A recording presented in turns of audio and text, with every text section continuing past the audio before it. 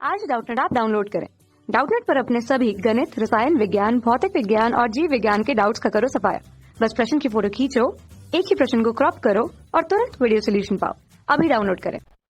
हमारा सवाल है स्तंभ 1 को दिए गए तथ्यों के साथ सार्थक मिलान कीजिए। तो स्तंभ 1 से हमें यहाँ पर दिया है, स्तंभ द्वितीय में दिया है।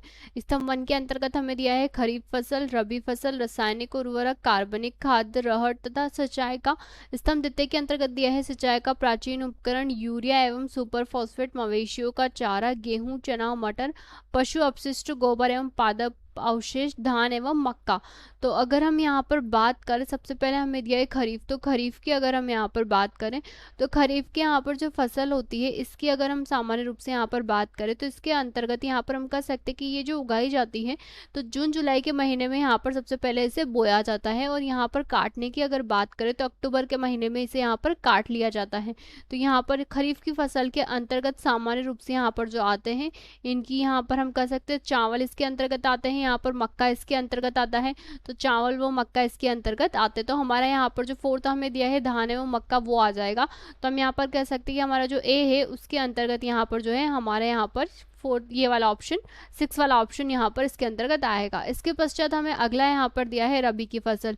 अगर रबी की फसल की हम यहाँ पर बात करें तो रबी की जो फसल होती है सामान्य रूप से इसे उगाने के लिए यहाँ पर कम तापमान की आवश्यकता होती है। तो इसे यहाँ पर अक्टूबर व नवंबर के महीने में सामान्य रूप से बोया जाता है। तो यहाँ पर जो अक्टूबर व नवंबर का महीना होता है उसके अंतर्गत यहाँ पर जो है इसकी बुवाई की जाती है। और अगर हम यहाँ पर काटने की बात करें तो हम यहाँ पर कह सकते हैं कि यहाँ पर फरवरी व मार्च का महीना जो होता है उसके अंतर्गत यहाँ पर इसको काट लिया जाता है। और अगर हम यहाँ पर इसके उदाहरणों की बात करें तो इसके अंतर्गत यहाँ पर जो उदाहरण आते हैं उसमें यहाँ पर गेहूं, चना, मटर जो होते हैं वो यहाँ पर इसके अंतर्गत आते। तो हम यहाँ पर कह सकते हैं कि यहाँ पर जो हमारा फोर्थ ऑप्शन है वो करेक्ट हो जाएगा। तो हम यहाँ पर बी में यहाँ पर हमारा फोर्थ ऑप्शन इसके अंतर्गत आएगा। तो यहाँ पर जो बी है उसके अंतर्गत हमारा यहाँ पर गेहूं, चना, मटर आएगा। और यहाँ पर जो खरीफ की फसल दी गई थी उसके अंतर्गत यहाँ पर जो है धान व मक्का आएगा। इसके पश्चात हमें यहाँ पर दिया है रासायनिक उर्वरक। तो रासायनिक उर्वरक की हम यहाँ पर बात करें, जब हम रसायनों का यहाँ पर जो है उर्वरक के रूप में इस्तेमाल करते हैं।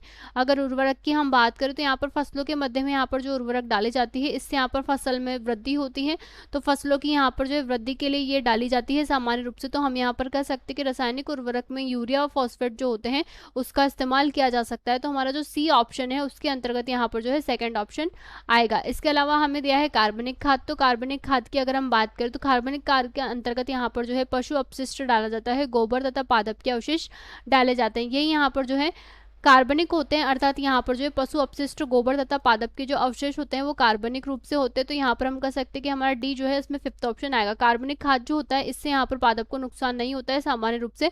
ये जो होता है यहाँ पर किसी प्रकार की हानि नहीं पहुंचाता, जबकि रासायनिक उर्वरक जो होता है ये यहाँ पर जो है हानि भी पादप को पहुंचाते हैं। तो हम यहाँ पर कह सकते हैं डी में हमारा यहाँ पर जो है फिफ्थ ऑप्शन आएगा। इसके अलावा हमें दिया है रहट।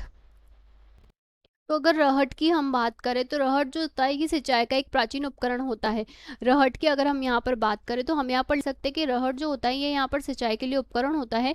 इसमें यहाँ पर जो होता है बिजली तथा ईंधन का इस्तेमाल नहीं किया जाता है। इसके अंतर्गत यहाँ पर जो है ऊर्जा का इस्तेमाल यानी कि ईंधन का इस्तेमाल भी नहीं होता और बिजली का इस्तेमाल भी नहीं होता। सामान्य रूप से यहाँ पर जो है दो बेलों को बांध करके रहट का इस्तेमाल किया जाता है। तो हम यहाँ पर कह सकते हैं कि ये जो होता है यहाँ पर मैकेनिकल ऊर्जा यानी कि यांत्रिक ऊर्जा इसमें यूज की जाती है। तो बेलों के द्वारा यहाँ पर जो यांत्रिक ऊर्जा का निर्माण करके रहट किया जाता है जो कि सिंचाई का प्राचीन उपकरण है।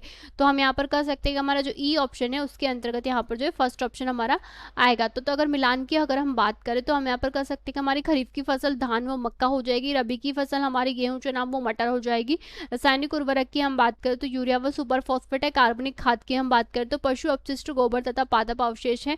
तथा रहट की अगर हम बात करें तो ये यहाँ पर जो है सिंचाई के लिए एक प्राचीन उपकरण है। कक्षा 6 से 12वीं से लेकर नीट, IIT, JEE वो एडवांस के लेवल तक 1 करोड़ से ज्यादा छात्रों का भरोसा। आज ही डाउनलोड करें डाउटनेट ऐप या व्हाट्सएप करें अपने सारे डाउट्स 8400 400 400 पर।